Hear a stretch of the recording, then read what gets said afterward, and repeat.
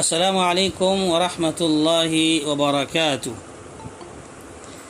ان الحمد للہ نحمده ونستعینه ونستغفره ونعوذ باللہ من شرور انفسنا ومن سیئات اعمالنا من يهد الله فلا مضل له ومن يضلل فلا هادي له واشهد ان لا اله الا الله وحده لا شريك له واشهد ان محمدا عبده ورسوله يا ايها الذين امنوا اتقوا الله حق تقاته ولا تموتن الا وانتم مسلمون يا ايها الناس اتقوا ربكم الذي خلقكم من نفس واحده وخلق منها زوجها وبث منهما رجالا كثيرا ونساء واتقوا الله الذي تساءلون به والارحام ان الله كان عليكم رقيبا يا ايها الذين امنوا اتقوا الله وقولوا قولا سديدا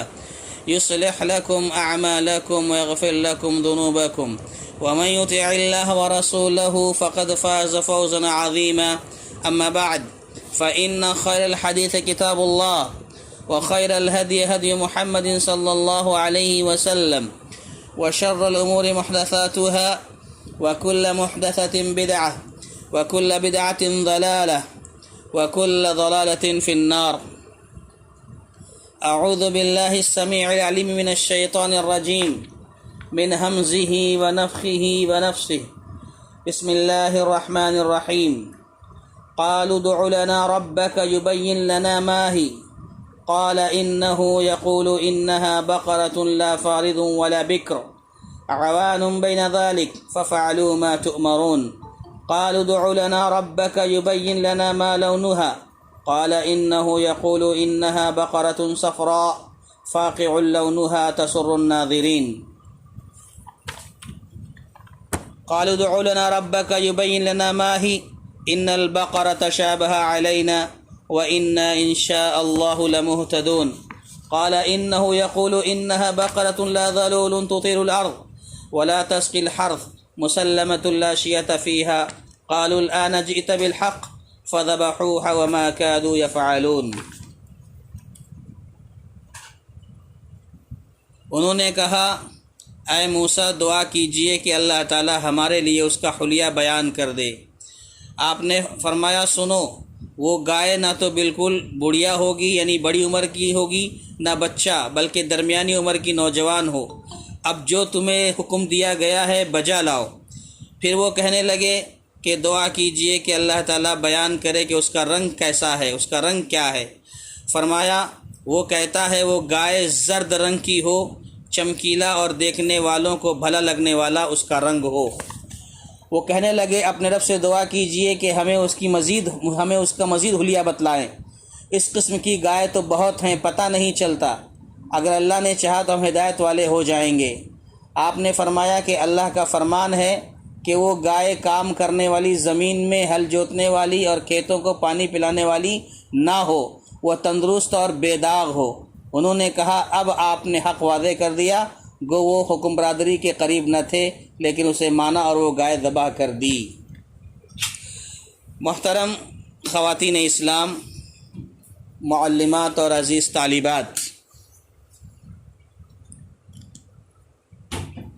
ساری تعریفیں، حمد و ثنا، عظمت و بڑائی، کبریائی اس اللہ رب العالمین کے لیے ہے جو ہم سب کا خالق ہے، مالک ہے، رازق ہے، مدبر ہے اور ساری کائنات کا تنہا اکیلا نظام چلانے والا ہے۔ اس کے بعد بے شمار درود و سلام نازل ہو ہم سب کے آخری نبی احمد مجتبیٰ محمد مصطفیٰ صلی اللہ علیہ وسلم کی ذات گرامی پر، جن کی مختلف کوششوں کے نتیجے میں ہم تک دین اسلام پہنچا۔ سب سے پہلی بات یہ کہ الحمدللہ ہمارا یہ سلسلہ جو تفسیر کا جاری ہے، اللہ سے دعا کریں کہ اللہ تبارک و تعالی مجھے بھی اور آپ تمام کو بھی یہ توفیق دے، صلاحیت دے، قوت دے کہ ہم سن سکیں، سنا سکیں اور اللہ تعالی ہمیں عمل کی توفیق عطا فرمائے۔ گزشتہ ملاقات میں جو باتیں آپ کے سامنے آ رہی تھیں وہ یہ کہ اللہ تبارک و تعالی نے یہ بیان فرمایا کہ بنی اسرائیل میں ایک شخص کا قتل ہو گیا تھا. قاتل کون تھا اس کی وضاحت نہیں ہو پا رہی تھی، اس کی نشاندہی نہیں ہو پا رہی تھی. تو موسیٰ علیہ السلام کے کہنے کے مطابق اللہ تبارک و تعالی نے حکم دیا کہ بنی اسرائیل سے کہو، یہودیوں سے کہو کہ ایک گائے لائیں، گائے کو ذبح کریں، اور گائے کو ذبح کرنے کے بعد اس کے گوشت کا ٹکڑا مقتول کے جسم پر لگائیں گے تو مرا ہوا شخص، مقتول شخص زندہ ہوگا اور اپنے قاتل کا نام بتا کر مر جائے گا، اپنے قاتل کی نشاندہی کر دے گا. جب یہ بات موسیٰ علیہ السلام نے بنی اسرائیل سے کہی، یہودیوں سے کہی، تو انہوں نے کہا کہ تم ہم سے مذاق کر رہے ہو کیا؟ تو موسیٰ علیہ السلام نے کہا کہ اعوذ باللہ ان اکون من الجاہلین، کہ میں اللہ کی پناہ چاہتا ہوں کہ میں جاہلوں میں سے ہو جاؤں. یعنی موسیٰ علیہ السلام نے اپنی برات کا اظہار کیا کہ یہ سارا معاملہ ہمارے لوگوں سے بہت دور ہے. یعنی یہاں تک ہماری گفتگو ہو گئی تھی کہ جب بنی اسرائیل سے، یہودیوں سے کہا گیا کہ ایک گائے ذبح کرو تمہارا معاملہ حل ہو جائے گا، تو بنی اسرائیل نے سب سے پہلے تو موسیٰ علیہ السلام پر اعتراض کیا اور کہا کہ تم مذاق اڑا رہے ہو ہمارا. خود نبی موسیٰ علیہ السلام کی شخصیت پر وار کیا، یہ بھی ان کی ایک طرح سے شرارت تھی. اس کے بعد جب موسیٰ علیہ السلام نے جواب دیا کہ ایسی کوئی بات نہیں ہے، تو اس کے بعد کی آیت دیکھیے، اللہ تعالیٰ فرماتا ہے قالوا ادع لنا ربك يبين لنا ما هي قال انها بقرة لا فارض ولا بكر عوان بين ذلك ففعلوا ما تؤمرون. انہوں نے کہا، بنی اسرائیل نے، یہودیوں نے کہا کہ اے موسیٰ دعا کیجیے، ادع لنا ربک، اپنے رب سے ہمارے لیے دعا کیجئے کہ ہمارے لیے کیا کرے، اس کا حلیہ بیان کرے. وہ گائے کیسی ہوگی اس کا حلیہ بیان کرے، اس کی شباہت، شکل و صورت، اور کیسی ہوگی، کس حیت کی ہوگی، کس طرح ہوگی، اس طرح کی بارے میں سوال کرنا شروع کر دیا کہ کیسی ہوگی، اس کا حلیہ بیان کریں. مولانا آپ کی آواز کٹ رہی ہے، صحیح سے نہیں آ رہی ہے.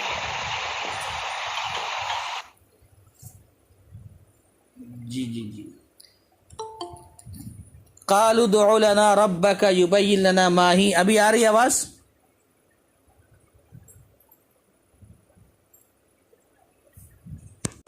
قالوا ادع لنا ربك يبين لنا ما هي. بنی اسرائیل نے، یہودیوں نے کہا کہ دعا کیجئے ہمارے لیے اپنے رب سے کہ اس کی شکل، اس کی حیت، اس کا حلیہ بیان کریں. تو انہوں نے فرمایا، یعنی موسیٰ علیہ السلام نے فرمایا کہ اللہ تعالیٰ فرماتا ہے سنو، انہا بقرۃ لا فارض ولا بکر، کہ وہ جو گائے ہوگی جس کو ذبح کرنا ہے وہ نہ تو بڑی عمر کی ہو اور نہ ہی بچہ ہو، بلکہ درمیانی عمر کی نوجوان گائے ہو، اس گائے کو ذبح کیا جائے. اس کے بعد کہا جا رہا ہے فَفْعَلُوا مَا تُؤْمَرُونَ، کہ دیکھو بس ہو گیا ابھی تمہیں جو حکم دیا جا رہا ہے اسے پورا کرو. یہ بات اللہ تعالیٰ یہاں بتا رہے ہیں. اس آیت میں بنی اسرائیل کی ایک اور خرابی کا ذکر کیا گیا ہے. اس کے پہلے جیسے ابھی بھی آواز کٹ رہی ہے، دیکھیں اس آیت میں اللہ تبارک و تعالی نے یہودیوں کے، بنی اسرائیل کے ایک اور شر کا ذکر فرمایا ہے، ان کی برائی کو ذکر کیا ہے کہ وہ کیا کر رہے تھے، کجروی اختیار کر رہے تھے. یعنی ان کا ایک معاملہ یہ تھا کہ وہ اللہ کے رسول کو جو ہے موضوع بنا رہے تھے اور کثرت سے سوال کر رہے تھے. اور کثرت سوال کا مطلب ان کا کیا تھا، مقصد تھا تنگ کرنا، زیادہ سوالات کر کے رسول کو تنگ کرنا، یہ ان کا مقصد تھا. تو بنی اسرائیل کی ایک اور خرابی کا ذکر کیا گیا، وہ ان کا ٹیڑھ پن تھا، ان کی کجروی تھی، اور دوسرے اللہ کے رسول جو موسیٰ علیہ السلام تھے ان سے زیادہ سوال کر کے ان کو تنگ کرنا، پریشان کرنا، یہ ان کا مقصود تھا.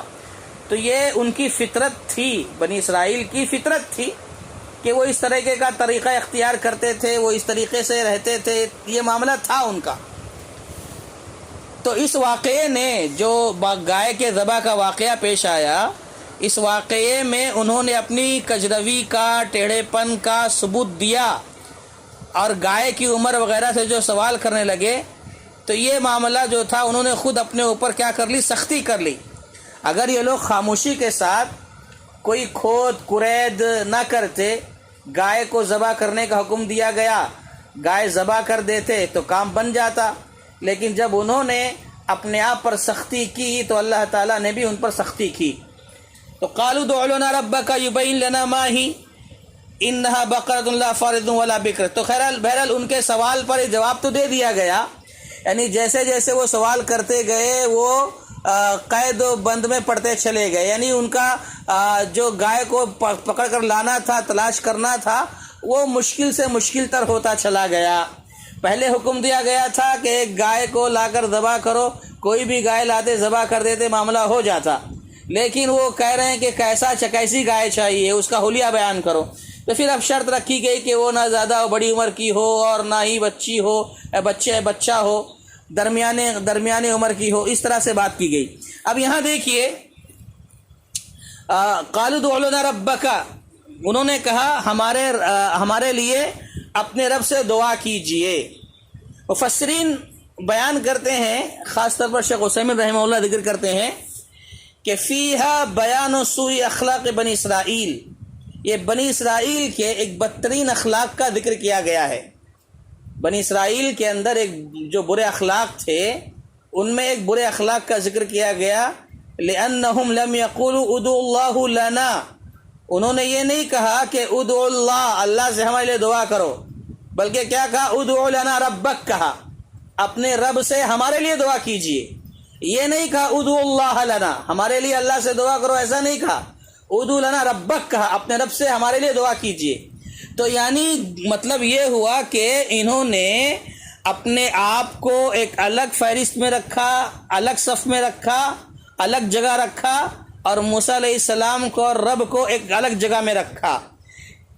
یہ انداز تھا ان کا، جبکہ ان کو کہنا کیا چاہیے تھا، ادعوا اللہ لنا، ہمارے لیے اللہ سے دعا کر لیجئے، لیکن انہوں نے کیا کہا، ادعوا لنا ربک، اپنے رب سے دعا کیجئے، یعنی گویا ان کا رب نہیں ہے، اس طرح کی بات کر رہے تھے۔ یہ انداز تھا ان کا، انہوں نے اپنے آپ کو الگ رکھا، موسیٰ علیہ السلام کو اور بنی اسرائیل کو، موسیٰ علیہ السلام کو اور رب کو ایک جگہ الگ مقام پر رکھا۔ تو یہاں پر مفسرین ذکر کرتے ہیں کہ بنی اسرائیل کی جو خرابیاں تھیں، کمزوریاں تھیں، اس میں ایک بہت بڑی خرابی، بہت بڑی کمزوری جو تھی وہ ان کا کثرت سوال تھا، سوال پہ سوال کرنا، زیادہ سوال کرنا، یہ ان کی بہت بڑی کمزوری تھی۔ خود اللہ کے نبی صلی اللہ علیہ وسلم نے بیان فرمایا ہے، صحیح بخاری اور مسلم کی روایت ہے، فَإِنَّمَا أَهْلَكَ مَنْ كَانَ قَبْلَكُمْ كَثْرَةُ سُؤَالِهِمْ، کہ اس سے پہلے کی امتیں جو ہلاک ہوئی ہیں، برباد ہوئی ہیں، ان کا جو بنیادی سبب تھا ہلاک ہونے کا، وہ ان کے سوالوں کی کثرت تھی، یعنی بلا وجہ بے جا سوالات کرتے تھے، مطلب کا سوال نہیں، علم سیکھنے کے لیے سوال نہیں، سمجھنے کے لیے نہیں، افہام و تفہیم کے لیے نہیں، بلکہ تنگ کرنے کے لیے، پریشان کرنے کے لیے، الجھانے کے لیے، اس وجہ سے سوالات کرتے تھے۔ ہلو، تو ہم یہ کہہ رہے تھے کہ بنی اسرائیل یہودیوں کی جو خرابی تھی، ان خرابیوں میں سے ایک بہت بڑی خرابی کا ذکر کیا جا رہا ہے یہاں، وہ ہے کثرت سوال۔ جیسے وہ لوگ سوال پہ سوال کر رہے تھے، گائے کیسی ہونی چاہیے، اس کا رنگ کیسا ہونا چاہیے، اور آگے کی آیتوں میں بھی تقریباً وہی سارے سوالات ہیں۔ تو اللہ کے نبی صلی اللہ علیہ وسلم خود فرماتے ہیں کہ پچھلی امتیں، پچھلی قومیں جو ہلاک ہوئی ہیں، ان کے ہلاک ہونے کی جو بنیادی وجہ تھی وہ یہی تھی کہ وہ زیادہ سوالات کرتے تھے، پریشان کرنے کے لیے، تنگ کرنے کے لیے، الجھانے کے لیے۔ اور آج بھی دیکھیں گے اگر آپ، تو آج بھی بہت سارے لوگ ایسے ہیں جو اس طریقے کے سوالات کرتے رہتے ہیں لوگوں کو پریشان کرنے کے لیے. مسئلہ معلوم ہو جاتا ہے، سمجھ میں آ جاتا ہے، لیکن بس لگاتار اسی پہ لگے رہتے ہیں، سوالات پہ سوالات یہاں وہاں کر کے لوگوں کو پریشان کرتے رہتے ہیں. بہرحال یہ یہودیوں کی صفت ہے اس طرح کا رویہ اختیار کرنا. اللہ کے نبی صلی اللہ علیہ وسلم نے کہا کہ لوگ ہلاک ہو گئے. اب دیکھیے ایک روایت آتی ہے، ابو ہریرہ رضی اللہ تعالیٰ عنہ حدیث کے راوی ہیں، بیان فرماتے ہیں کہ ایک مرتبہ نبی صلی اللہ علیہ وسلم نے ہمیں خطبہ دیا، اور خطبہ دیتے وقت آپ نے فرمایا یا ایھا الناس قد فرض اللہ علیکم الحج فحجوا، کہ اللہ تبارک و تعالی نے تم پر حج فرض کر دیا ہے، تم سب حج کرو. یہ اللہ کے نبی صلی اللہ علیہ وسلم نے فرمایا. ایک شخص نے کہا، سوال کیا، یا رسول اللہ کیا یہ ہر سال فرض ہے؟ اللہ کے نبی صلی اللہ علیہ وسلم نے صرف اتنا کہا تھا کہ تم پر اللہ نے حج فرض کیا ہے، حج کرو. تو ایک سائل نے سوال کیا کہ یہ حج جو فرض ہے اللہ کے نبی، کیا ہر سال فرض ہے؟ آپ صلی اللہ علیہ وسلم خاموش رہے. اس نے پھر سوال کیا کہ ہر سال فرض ہے، آپ پھر خاموش رہے. یہ 3 مرتبہ اس شخص نے یہ سوال کیا، اللہ کے نبی صلی اللہ علیہ وسلم خاموش رہے. لیکن کیا ہوا؟ اللہ کے نبی صلی اللہ علیہ وسلم نے بعد میں فرمایا لو قلت نعم، اگر اس سوال کے جواب پر میں ہاں کہہ دیتا کہ ہاں ہر سال فرض ہے، لوجبت، تو یہ حج جو ہے تم پر ہر سال فرض ہو جاتا، اگرچہ تم اس کی طاقت نہ رکھتے، تمہارے پاس طاقت نہیں ہوتی، اس کے باوجود تم پر یہ فرض ہو جاتا. یعنی یہاں پر یہ بات بتائی جا رہی ہے کہ کثرت سوال سے، بیجا سوالات سے آدمی کو احتیاط کرنا چاہیے، احتیاط برتنا چاہیے. ہاں اگر کوئی چیز سمجھ میں نہیں آ رہی ہے، کوئی مسئلہ ہے، پوچھنا ہے، سوال کرنا ہے حقیقی معنوں میں علم کے لیے، تو یہ تو سوال کرنا درست ہے، لیکن بیجا پریشان کرنا، تنگ کرنا، الجھانے کے لیے سوال کرنا یہ درست نہیں ہے. اسی لیے اللہ تبارک تعالیٰ نے بھی ایک جگہ فرمایا یا ایھا الذین آمنوا لا تسألوا ان تبد لکم تسؤکم، اے ایمان والو مت سوال کیا کرو ایسی باتوں کے بارے میں کہ اگر تم پر وہ واضح ہو جائیں تو تم کو بری لگ جائیں گی، بری لگیں گی. یعنی تم جن چیزوں کے بارے میں سوال کر رہے ہو اور اس کی حقیقت جب معلوم پڑے گی تو تم خود پریشان ہو جاؤ گے. تو بہرحال یہاں پر یہودیوں کی ایک بری خصلت کا تذکرہ ہوا، وہ ہے کثرت سوال. اور تقریباً یہ 2-4 آیتیں ہیں، وہی قصہ ہے جو بیان کیا گیا اور بات واضح ہو گئی ہے.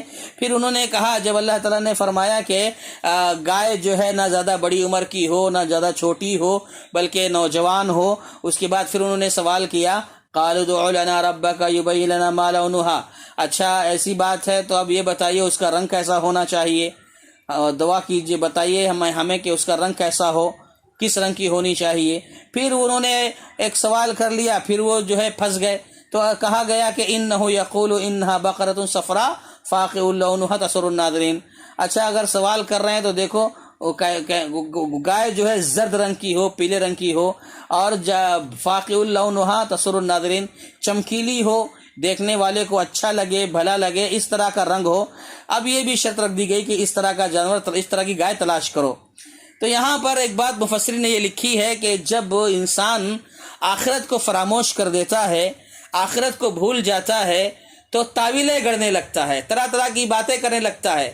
حق سامنے آ جانے کے بعد، واضح ہو جانے کے بعد ایکسیپٹ تو نہیں کرتا، اس میں طرح طرح کی تعویلیں کرتا ہے. لیکن حقیقی معنوں میں صحیح شخص وہی ہوتا ہے کہ جب حق سچ سامنے آ جائے اسے قبول کر لے، تعویل نہ کرے. ہم میں سے ہوتے ہیں نا، بہت سارے لوگوں کی عادتیں ہوتی ہیں کہ اگر کوئی بات واضح طور پر سامنے آ جاتی ہے، چونکہ ہمارے اپنے مطلب کے خلاف ہوتی ہے، ہمارے اپنے مزاج کے خلاف ہوتی ہے، اس میں تعویل شروع کر دیتے ہیں، اس میں بحث و مباحثہ کرنے لگتے ہیں. تو یہ اس وقت ہوتا ہے جب انسان آخرت کو بھول جاتا ہے، فراموش کر دیتا ہے.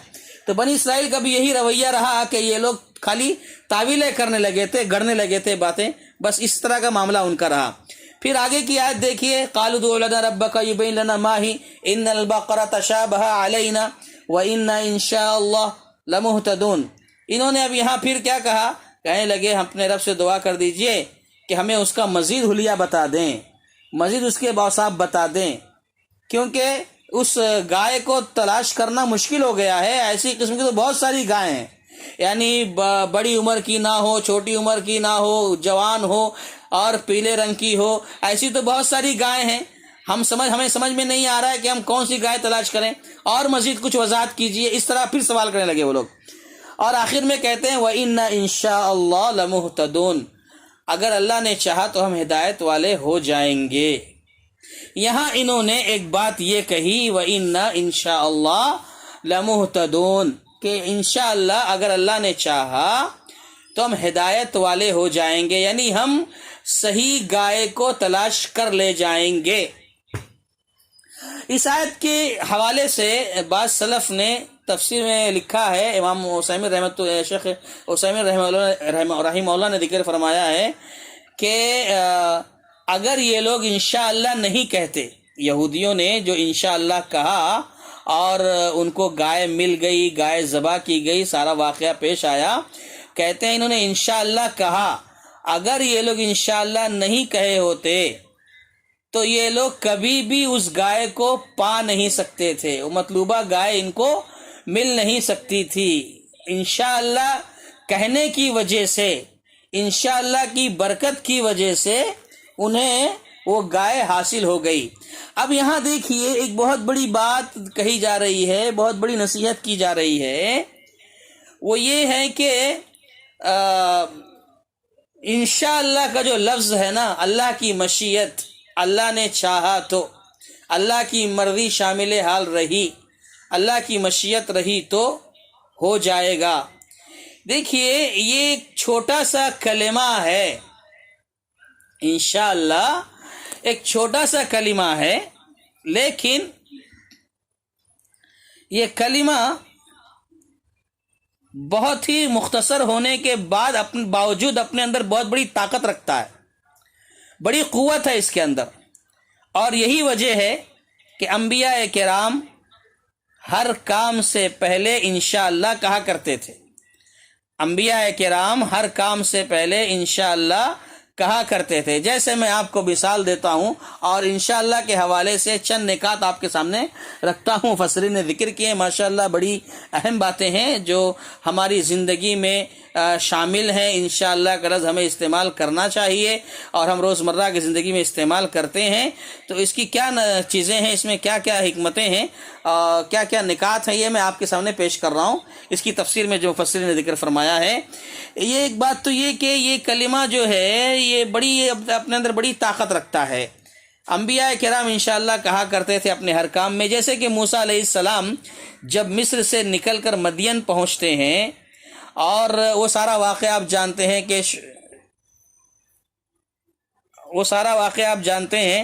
کہ شعیب علیہ السلام کی بیٹیاں جو تھیں وہ پانی کی تلاش میں تھیں. وہ سارا واقعہ آپ دیکھ لیجئے. جب موسیٰ علیہ السلام شعیب علیہ السلام کے پاس پہنچے اور سارا قصہ سنایا تو شعیب علیہ السلام نے کہا انی ارید ان انکحک احدی ابنتی ہاتین علی ان تأجرنی 8 حجج. شعیب علیہ السلام نے کہا کہ میں چاہتا یہ ہوں کہ میری 2 بیٹیوں میں سے کسی ایک کا نکاح تمہارے ساتھ کر دوں، اور بدلے میں تم میرے پاس 8 سال رہو، 8 سال میرے پاس رہ کر اجرت کرو، کام کرو، 8 سال میرے پاس رہو. فَإِنْ أَتْمَمْتَ 10، اگر تم 10 سال مکمل کرو گے فَمِنْ عِنْدِكَ، تو یہ تمہاری طرف سے ہوگا، 2 سال کا اضافہ یہ تمہاری اپنی طرف سے ہوگا. وَمَا أُرِيدُ أَنْ أَشُقَّ عَلَيْكَ، میں تمہارے ساتھ کوئی مشکل نہیں چاہتا ہوں، دشواری نہیں چاہتا ہوں. اور کہا سَتَجِدُنِي إِنْ شَاءَ اللَّهُ مِنَ الصَّالِحِينَ، تم مجھے انشاءاللہ نیک لوگوں میں سے پاؤ گے. یہ شعیب علیہ السلام نے کہا تم مجھے نیک لوگوں میں سے پاؤ گے. انشاءاللہ کہا، انشاءاللہ تم مجھے نیک لوگوں میں سے پاؤ گے. اب دیکھیے یہاں پر جو انشاءاللہ کا لفظ استعمال ہوا ہے، یہ انشاءاللہ کی برکت تھی کہ موسیٰ علیہ السلام نے 10 سالہ طویل مدت بہت ہی خیر و خوبی کے ساتھ گزار دیا. یہ انشاءاللہ ہی کی تو برکت تھی. تو انشاءاللہ کا جو لفظ ہے نا، یہ انبیاء کرام استعمال کیا کرتے تھے اپنے کام سے پہلے، اسے کہا کرتے تھے. اب ایک بڑا مشہور واقعہ آپ جانتے ہیں، ابراہیم علیہ السلام نے خواب دیکھا تھا کہ اپنے چہیتے بیٹے کو اللہ کے راستے میں ذبح کر رہے ہیں، اسماعیل علیہ السلام کو بیٹے سے خواب کا ذکر کیا، بیٹے نے جواب دیا یا ابتی افعل ما تؤمر ستجدنی انشاءاللہ من الصابرین، اے ابا جان آپ کو جو حکم دیا گیا ہے وہ کر گزریے، اللہ نے چاہا تو آپ مجھے صبر کرنے والوں میں سے پائیں گے۔ اس آیت کے حوالے سے مفسرین نے لکھا ہے کہ انشاءاللہ جو انہوں نے کہا تھا، انشاءاللہ کہنے کی وجہ سے اس مشکل اور کٹھن موقع پر اسماعیل علیہ السلام کا صبر جو تھا وہ چھوٹا نہیں، صبر پر وہ قائم رہے۔ تو بہرحال اسماعیل علیہ السلام کے صبر کا جو دامن ہاتھ سے نہیں چھوٹا وہ انشاءاللہ کہنے کی وجہ سے انشاءاللہ کہنے کی وجہ سے مفسرین بیان کرتے ہیں انشاءاللہ کی برکت ہے، سبحان اللہ۔ اچھا، ایک بات تو یہ ہو گئی کہ انشاءاللہ کا جو لفظ ہے انشاءاللہ، یہ لفظ ہر نبی، جتنے انبیاء تھے سارے کے سارے نبی اپنے ہر کام سے پہلے کہا کرتے تھے۔ اب ایک دوسرا نقطہ، دوسری بات یہ ذہن میں رکھیں کہ کام انسان کا جو ہوتا ہے نا زندگی میں، آسان بھی ہوتا ہے مشکل بھی ہوتا ہے، لیکن یہاں پر ایک بات یہ بتانی ہے کہ کام انسان کا اگر آسان ہو، کام انسان کا آسان ہو، کتنا بھی آسان کیوں نہ ہو، مستقبل میں اس کو انجام دینا ہو اگر کام کو، تو انشاءاللہ ضرور کہنا چاہیے۔ اگر کوئی کام آسان ہے اور وہ مستقبل میں اس کام کو کرنا چاہتا ہے یا کرے گا تو انشاءاللہ کہنا چاہیے کہ انشاءاللہ وہ کام ہم کریں گے۔ اس طرح سے انشاءاللہ کا لفظ استعمال کرنا چاہیے۔ اگرچہ کام آسان ہو، آپ کے اختیار میں ہو، آپ کی طاقت میں ہو، لیکن پھر بھی انشاءاللہ کہنا چاہیے۔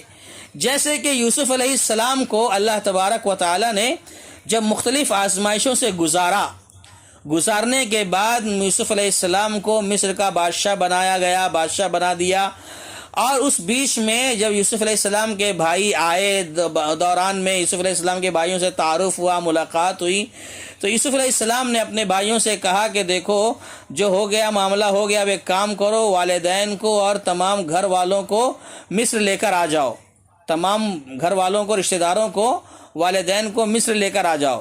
تو جب والدین اور رشتہ دار کنعان میں لوگ آباد تھے، جب یہ لوگ کنعان سے مصر واپس آئے، مصر پہنچے، تو یوسف علیہ السلام نے ان کا استقبال کیا، اور استقبال کرتے ہوئے جو کہا وہ یہ تھا، کیا کہا؟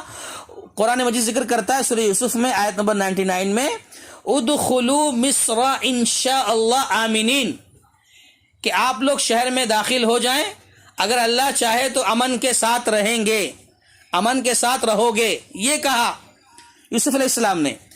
یوسف علیہ السلام وقت کے بادشاہ تھے، وہ اپنے رشتہ داروں کے لیے ہر طرح کا سکون، آرام پہنچا سکتے تھے، پہنچانے کی طاقت رکھتے تھے، بادشاہ تھے، وہ ہر طرح کا آرام پہنچا سکتے تھے، مگر اس کے باوجود انہوں نے انشاءاللہ کہا، یعنی اگر اللہ چاہے گا تو یہاں تمہیں امن نصیب ہوگا، سکون نصیب ہوگا۔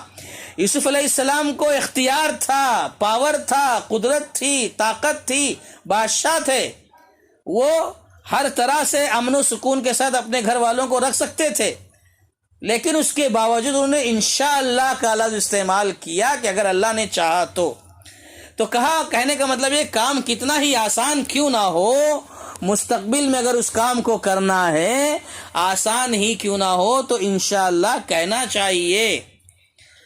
اسی طریقے سے کام کتنا بھی مشکل ہو اور ناممکن کیوں نہ ہو، اگر انشاءاللہ کہہ دیا جائے تو انشاءاللہ کی برکت سے آسان ہو جاتا ہے، وہ کام جو مشکل کام ہے وہ آسان ہو جاتا ہے۔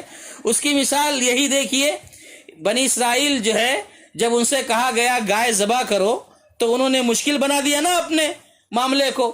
اچھا کیسی گائے چاہیے؟ جب بتایا گیا ایسی چاہیے، اچھا اس کا رنگ کیسا ہونا چاہیے؟ ابھی بھی سمجھ میں نہیں آ رہا ہے، اور بتائیے۔ یعنی اس طریقے سے انہوں نے اپنے آپ پر مشکل کر لیا، یعنی گائے کو تلاش کرنا ایک مشکل کام ہو گیا تھا، لیکن انہوں نے کیا کہہ دیا؟ انشاءاللہ لمہتدون وَإِنَّا انشاءاللہ لمہتدون، اگر اللہ نے چاہا تو ہم ضرور کیا کریں گے؟ اس گائے کو تلاش کر لے جائیں گے۔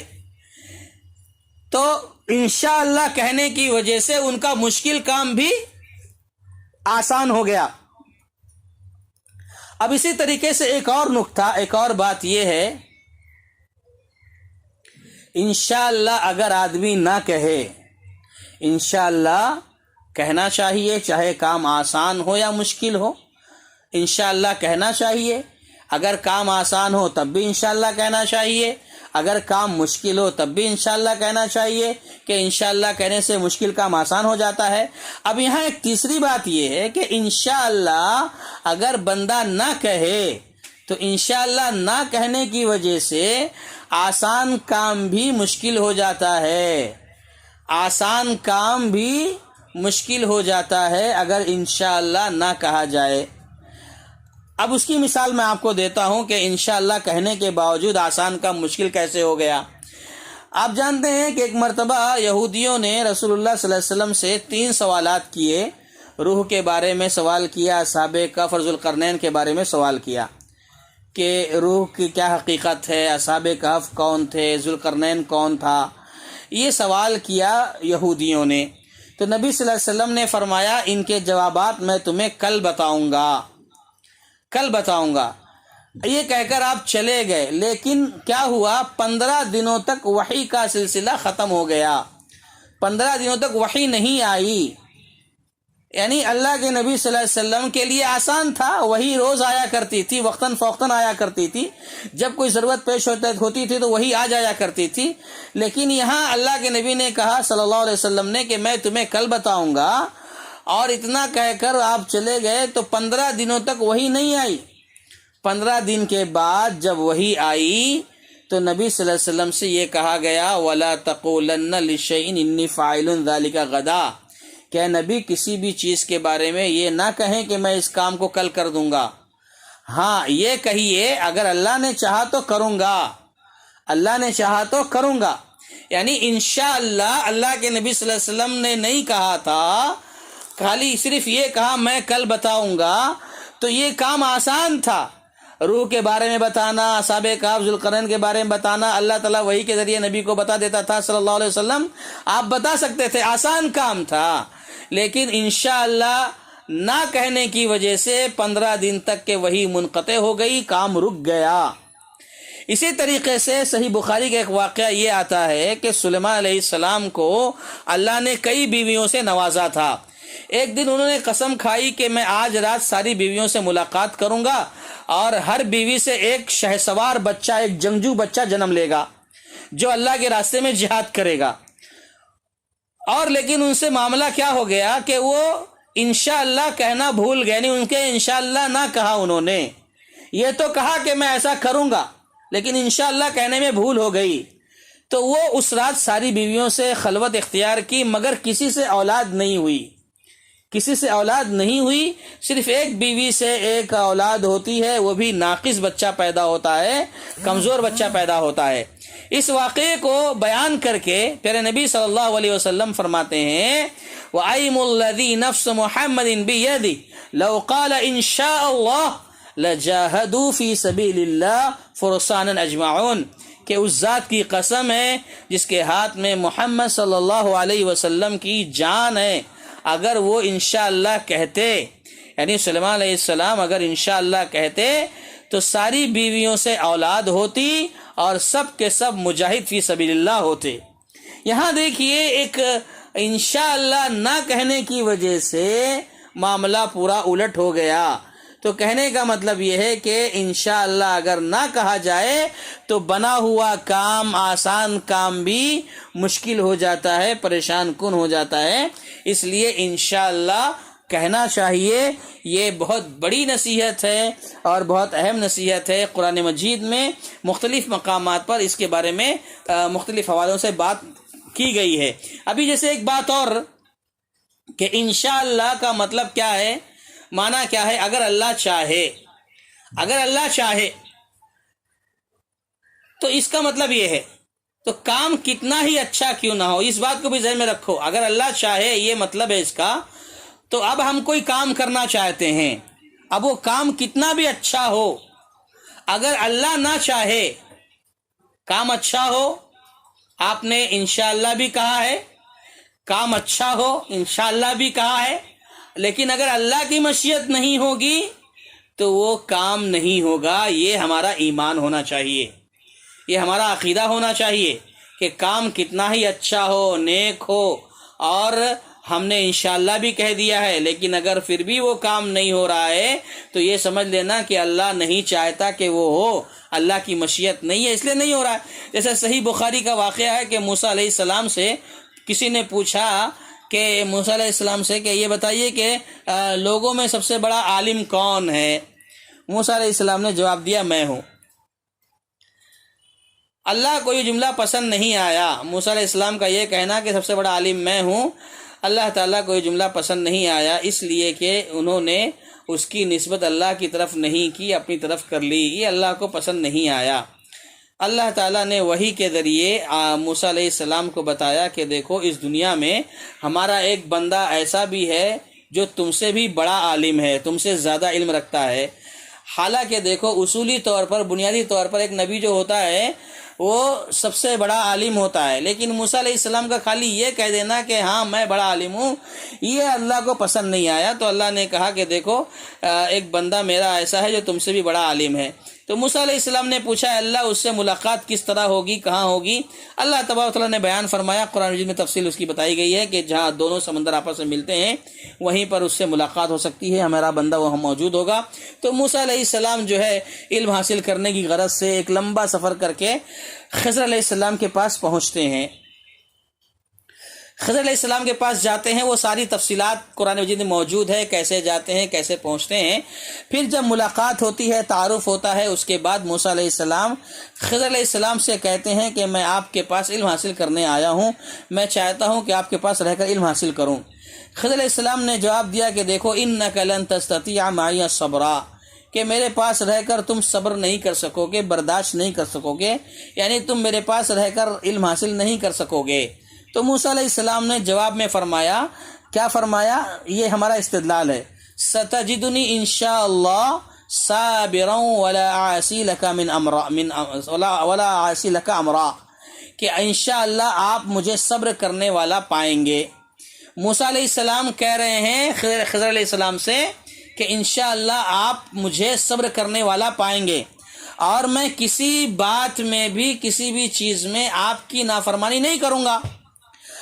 اب جب بات یہاں تک ہو گئی تو خضر علیہ السلام نے کہا موسیٰ علیہ السلام سے کہ دیکھو دوران تعلیم اب تم میرے ساتھ ہو تو میں کوئی بھی کام کروں گا تو تم اس میں سوال نہیں کرنا، کسی بھی چیز کے بارے میں تم سوال نہیں کرنا۔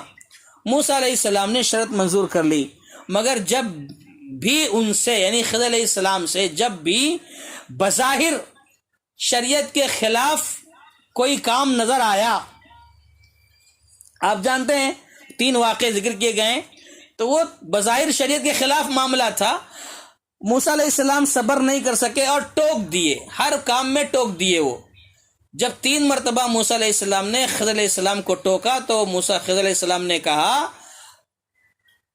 ھذا فراق بینی و بینک سأنبئک بتأویل ما لم تستطع علیہ صبرا، کہ دیکھو موسیٰ اب یہاں سے میری اور تمہاری جدائی کا وقت آ گیا ہے، جدائی کی گھڑی ہے، البتہ جن باتوں پر تم صبر نہیں کر سکتے تھے میں تمہیں ان کی تعویل بتا دیتا ہوں۔ تو یہ سارا واقعہ ہم لوگ جانتے ہیں، یہاں پر جو ہمیں بتانا ہے وہ یہ ہے کہ اس واقعے سے دیکھو معلوم یہ ہوتا ہے کہ موسیٰ علیہ السلام خضر علیہ السلام سے علم حاصل کرنا چاہتے تھے، انہوں نے انشاءاللہ بھی کہا کہ انشاءاللہ مجھے صبر کرنے والا پائیں گے، علم حاصل کرنے کا شوق بھی تھا اور انشاءاللہ بھی کہا، مگر اللہ کی مشیت نہیں ہوئی جس کی وجہ سے موسیٰ علیہ السلام کو واپس لوٹنا پڑا۔ تو ہمیں بھی چاہیے کہ ہماری کوشش کے باوجود، ہماری انتک جد و جہد، محنت، کاوش کے باوجود اگر کوئی کام نہ ہو تو ہمیں یہ سمجھ جانا چاہیے کہ اس میں اللہ کی مشیت نہیں ہے اور صبر کر لینا چاہیے، تو یہاں پر یہ بھی ایک بہت بڑی نصیحت ہے کہ دیکھو انشاءاللہ کا جو لفظ ہے، یقیناً آدمی کا کام مستقبل میں اگر آسان ہی کیوں نہ ہو انشاءاللہ کہنا چاہیے، اور اگر مشکل کام ہے تو انشاءاللہ کہے گا تو مشکل کام بھی آسان ہو جائے گا، اور اگر آدمی آسان کام بھی ہے انشاءاللہ نہیں کہتا ہے تو آسان کام بھی مشکل ہو جاتا ہے۔ اور آخری بات یہ بتائی گئی کہ انشاءاللہ آپ نے کہا بھی ہے اور کام بھی اچھا ہے، اس کے باوجود اگر اللہ کی مشیت نہیں ہے تو وہ کام نہیں ہوگا، اور یہ سمجھ کر چلنا چاہیے کہ اللہ کی مرضی نہیں ہے لہذا وہ نہیں ہو سکتا ہے۔ یہی ہمارا ایمان و عقیدہ ہونا چاہیے۔ آج کل دیکھو بعض لوگ کیا کہتے ہیں، اگر کسی کام کو نہ کرنا ہو، اگر کوئی شخص کوئی کام نہیں کرنا چاہتا ہے تو سامنے والے سے کہہ دیتا ہے انشاءاللہ کر لیں گے، اور جب نہیں کر پاتا ہے تو کہتے ہیں اللہ نے نہیں چاہا اس لیے کام نہیں ہوا۔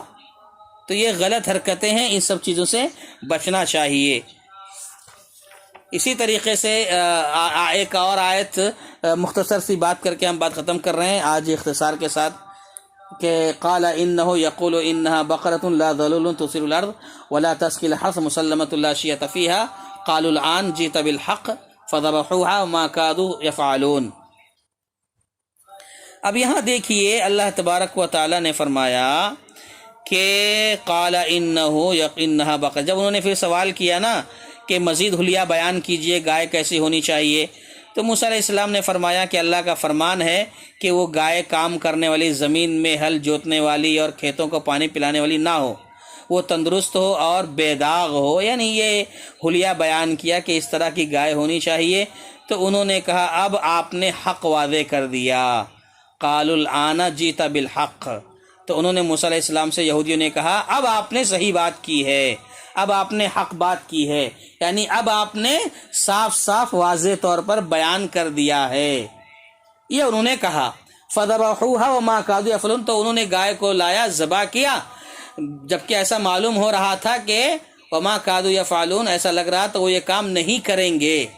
اب یہاں پر دیکھیے ایک بات جو غور طلب ہے، ایک دو باتیں یہاں پر سمجھنے کی ہیں، وہ یہ ہے کہ انہوں نے کیا کہا، قالوا الآن جئت بالحق، کہ اب آپ نے واضح بات کی ہے، اب آپ نے جو ہے حق واضح کر دیا ہے۔ تو اب آپ نے واضح اور معقول بات کی ہے، یہ ان کی بنی اسرائیل یہودیوں کی نادانی تھی، یہ ان کی جہالت تھی، یعنی پہلی ہی مرتبہ جب کہا گیا گائے ذبح کرو، حق وہیں واضح ہو چکا تھا، حق وہیں آ چکا تھا، پہلے ہی مرحلے میں حق آ چکا تھا۔